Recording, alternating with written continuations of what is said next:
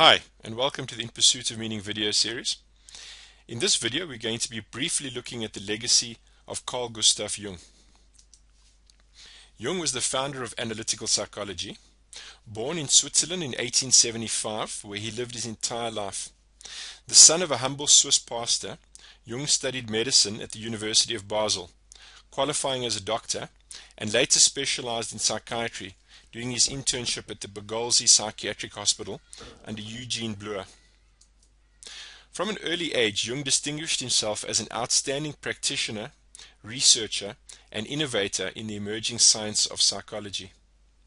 At Bogolzi, Jung developed the word association test as a practical method of identifying neurosis and unconscious disturbances.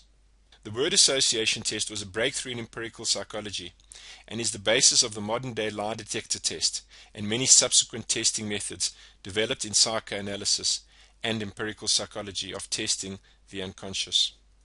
Jung came to the attention of Sigmund Freud, and the two became firm friends for a time, with Jung championing Freud's psychoanalytic technique, being prominently involved in the organizational structure of the psychoanalytic movement, and chosen by Freud as his heir apparent. However, their relationship came to an end when the two men parted ways on certain theoretical issues. Amongst these, Freud's insistence on the exclusively sexual origin of neurosis, which for Jung, whilst not denying the sexual etiology of many neurotic patterns, believed that the purely sexual explanation was too narrow a description of the human psyche. In addition to Freud, the French psychiatrist Pierre Janet and the American philosopher and psychologist William James both played an influential role in Jung's developing psychological theories. After the break with Freud, Jung went on to develop his own school of depth psychology, initially called complex psychology and later known as analytical psychology. His writing, lecturing, talks, and teaching of analytical psychology continued throughout his life, and today comprises the collected works of Carl Gustav Jung, some 20 volumes in total. The significant impact of this work is hard to overstate. It is the basis of all analytical psychology, which is widely practiced with analysts and training centers around the world. And Jung's impact extended beyond the reaches of psychology and had a profound influence in theology, art therapy, transpersonal psychology, typology, and the 12-step recovery program. It has also impacted more broadly on the humanities, including the study of mythology, literary and cinema theory and criticism, and sociology.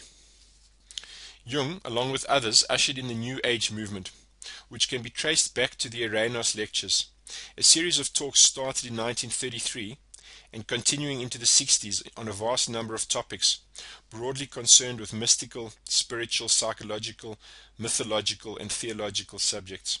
Jung was generally regarded as the spiritus rector at Eranos.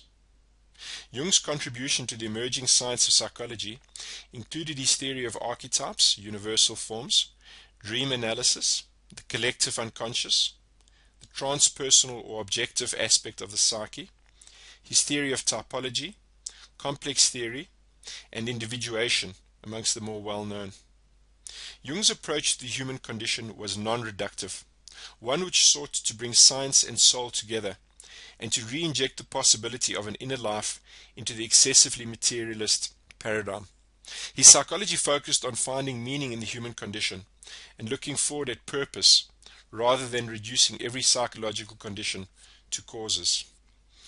In his collaboration with the Nobel physicist Wolfgang Pauli, Jung developed his theory of synchronicity as a potential bridge between the inner and outer world.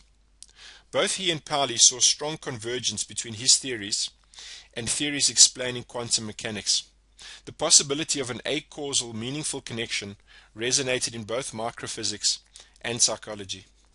Jung died in 1961, having spent almost his entire adult life living in Kusnacht alongside Lake Zurich, where he lived with his wife Emma Rasenbach and built his famous retreat, the Bollingen Tower. Jung's work is continued today by various institutes for analytical psychology, the Jungian analysts themselves, of course, and the flourishing field of post-Jungian studies. For more videos in this series, please visit www.inpursuitofmeaning.com and sign up for our newsletter series.